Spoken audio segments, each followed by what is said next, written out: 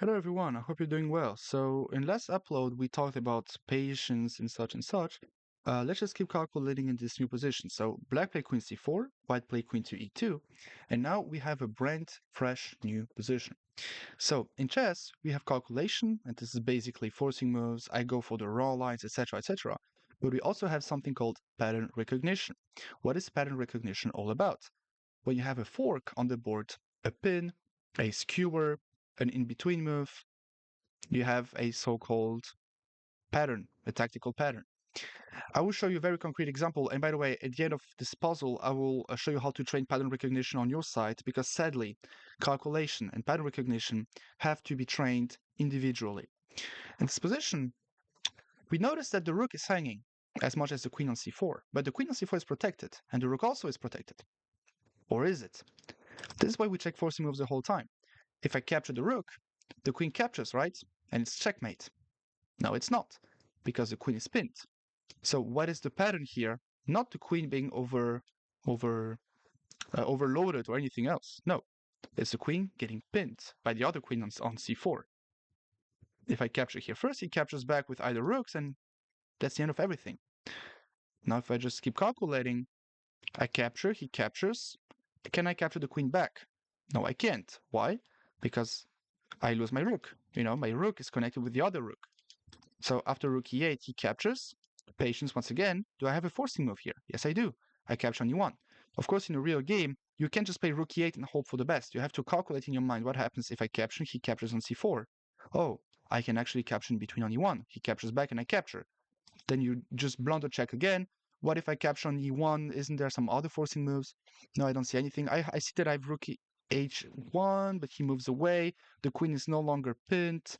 Okay, rook e8. Of course, in the game, if you don't see rook e8 and you see rook h1 first, it's fine. Just go for the move that makes the most sense visually, calculate it, and if you realize there is nothing, do not take it personally. Do not take it as an ego thing that, oh, but it has to work, so I will make it work no matter what. No.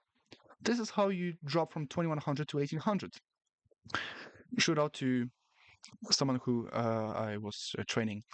Anyway, you don't want things to go towards your direction. You have to apply what is on the board because what's on the board is relevant. What is outside the board is irrelevant. Captures, captures. I have the in between capture. Another pattern. I take with check before capturing on c4. So captures, captures, captures, and I win. Now, I promised you to show you how to train pattern recognition in chess. It's very simple. Pattern recognition is the very main weapon and the main calculation weapon or the main things you have to work on if you want to get better at chess.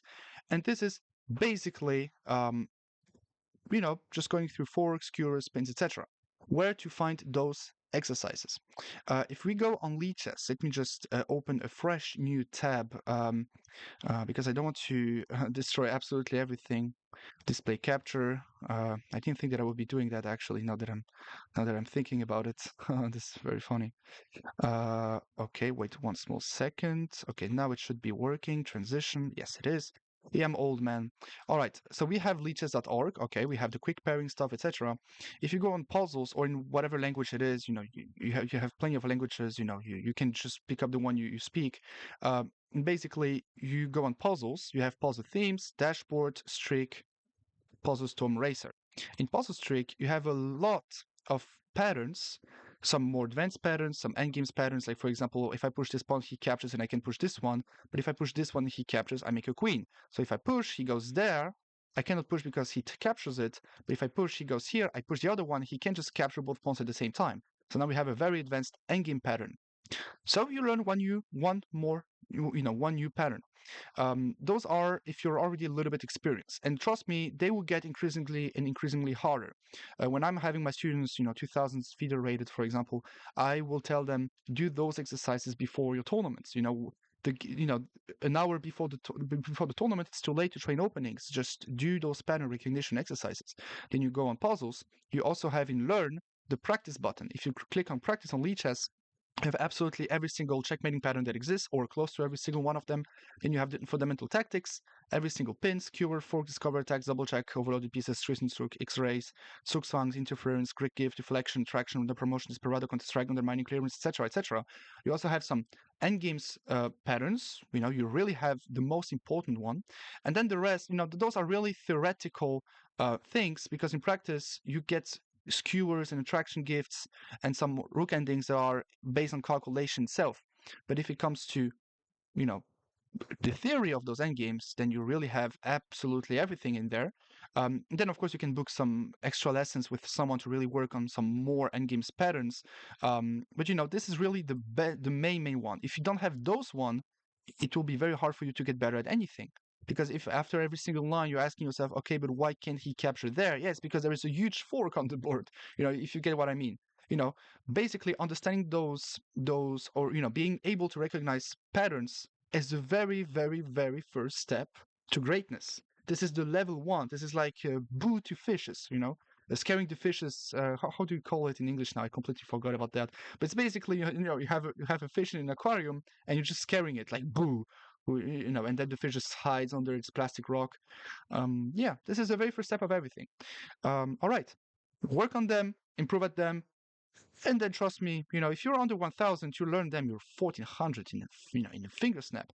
The logic of chess is very simple, guys. You have to be good at pattern recognition, then get better at calculation, and then this faculty of evaluating positions, of getting better at openings, etc. This comes with practice and experience. This really comes with practice and experience. I will repeat it once again. It comes with practice and experience. All right. If you have any more questions, just let me know in the comment section. Have a nice day. See you in the future. Take care.